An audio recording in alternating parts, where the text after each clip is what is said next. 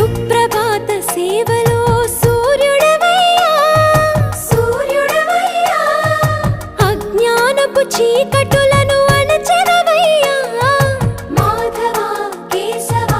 అభిషేక సేవలో